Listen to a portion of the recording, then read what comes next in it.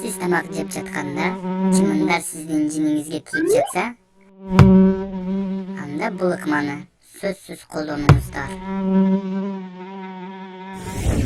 Бул ыкма үчүн бизге туз, таякча, таш жана бир стакан суу керек болот. Ачка болгон чымын учуп келип, тузду көрүп, кум шекер деп ойлоп алып, үстүнө отуруп жей баштайт. Тузду жей берип суусап кетет. Андан кийин шашылып суга учуп барып жатып, таякчага кагылып кетет дагы, ташка башын уруп өлүп калат.